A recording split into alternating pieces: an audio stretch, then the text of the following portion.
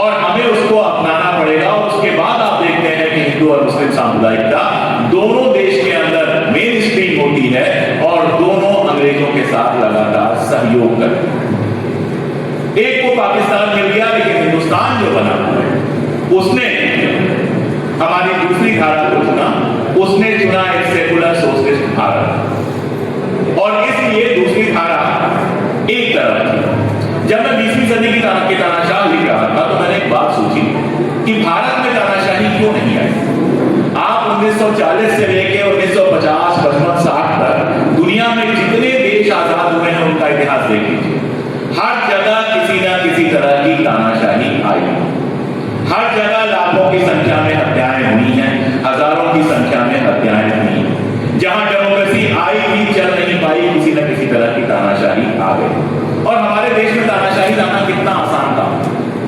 संविधान बन रहा था, मुझे बताया गया कि डाल्टनगंज से भी 2 हमारे पुरखे संविधान सभा में शामिल थे। ये किसी भी शहर के लिए गर्व की बात है। तो हमारे पुरखे बैठकर संविधान बना रहे थे और कांग्रेस के पास इतना प्रचंड बहुमत था उस समय।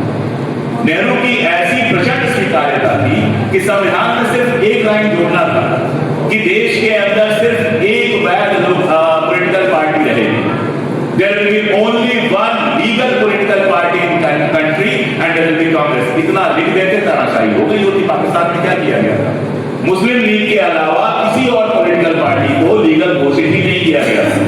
अपने आप ही तानाशाही हो गई कि जो भी बनेगा मुस्लिम लीग का ही बनेगा। इतना ही काम नेहरू को करना था और बहुत विरोध करने वाले नहीं थे। आज सुनने में अजीब लगेगा, लेकिन 25-50 हजार लोगों को मरवा दिया गया होगा तो काम हो गया होगा, आराम से तानाशाही बन गई होगी। और फिर शायद आज हम उस तानाशाही को हटाने के लिए लड़ रहे हो।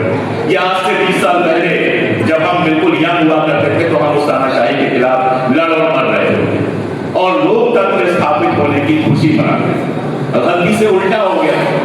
उसी समय हमको लोकतंत्र मिल गया तो 50 साल 60 साल बाद आज ये कहा जाता है कि अरे नेहरू ने ये गड़बड़ कर दी।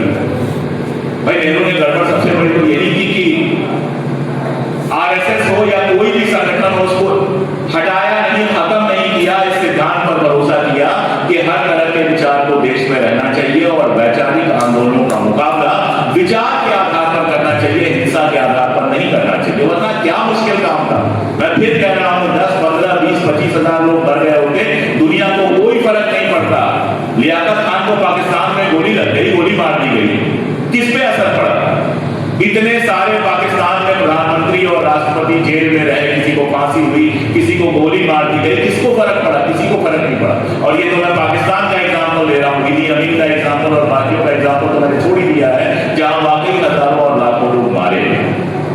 तो ये हमारे यहाँ डेमोक्रेसी इसलिए स्थापित हुई क्योंकि आजादी की लड़ाई में जो सेकुलर सोशलिस्ट परंपरा थी उसकी जड़ें इतनी गहरी थी कि किसी नेहरू, किसी पटेल, किसी मौलाना की ये हिम्मत और औकात भी नहीं थी कि इस देश में तानाशाही लागू कर सके। क्योंकि जनता को लगातार कहा गया था कि हम लोकतंत्र के लिए लड़ रहे हैं और हमारी लाखों लाख जनता जो सड़कों पर आई थी, हमारी लाखों लाख जनता जो आजादी का स्वागत कर रही थी, वो लोकतंत्र के लिए स्वागत कर रही थी, किसी तानाशाही के लिए स्वागत नहीं कर रही थी। उसमें हिंदू था, उसमें मुसलमान था, उसमें दलित थे, पिछड़े थे, अगड़े थे, सब थे उसमें।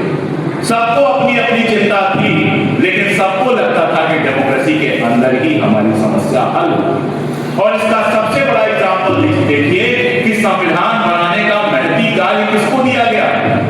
बाबा साहब भीमराव अंबेडकर को दिया गया, जिनके पास कोई बहुमत नहीं था, जिनके चाहने वाले थे, लेकिन उस जमाने की भाषा में कहें तो कोई संविधान सभा की ऐसी सीट नहीं थी जो वो अपने दम पे जीत सकते थे। ये बेहद महत्वपूर्ण बात है और कोट करने वाली बात। कभी कांग्रेस में नहीं रहे अंबेडकर, और अंबेडकर लगातार कांग्रेस के जबरदस्त विरोधी रहे। लेकिन आप जानते हैं संविधान बनाने की जिम्मेदारी उनको देने की पहल करने वाले लोग कौन से थे? आश्चर्य करेंगे आप, महात्मा गांधी और सरदार पटेल। वही महात्मा गांधी जिनके खिलाफ लगभग उन्होंने एक पूरी किताब लिखी थी। लेकिन उन लोगों का कहना था कि अब संविधान बन रहा है, अब नया देश बन रहा है, तो मतभेदों को हम सामने नहीं रख सकते। मतभेद भुलाकर जो काम जो सर्वश्रेष्ठ तरीके से कर सकता है उसको इसको शामिल करें, नंबर एक। और दूसरा कि जो हमारे समाज का सबसे पिछली पंक्ति में बैठा हुआ समाज जो हमारे यहाँ है, जिसको सदियों से हमने दबा कर रखा है, जिसको सदियों से हमने मानसिक, शारीरिक, आर्थिक हर तरीके से दबा कर रखा है, जब उसका एक व्यक्ति संविधान बनाएगा तो उसके सीने में देश के करोड़ों लोगों का दिल धड़केगा। उसके दिमाग में यह होगा कि दलित बस्तियों तक भी इस संविधान की रोशनी जानी चाहिए, आदिवासी इलाकों में भी इस संविधान की रोशनी जानी चाहिए, इस संविधान की रोशनी देश के उन कोनों में पहुंचनी चाहिए जहां हमेशा हमेशा अंधेरा रहा। और संविधान के सबसे बड़े विरोधी कौन से लोग हैं, उसको भी याद कर लीजिए। किन लोगों ने यह डिमांड की कि संविधान की जगह मनुस्मृति होना चाहिए, याद कर लीजिए। किन लोगों ने हिंदू कोड बिल बनाने पर डॉक्टर अंबेडकर और नेहरू के पुतले जलाए, उसको भी याद कर लीजिए। कौन लोग कह रहे थे कि 3 रंग अशुभ है, इसलिए तिरंगा नहीं होना चाहिए, भगवा होना चाहिए।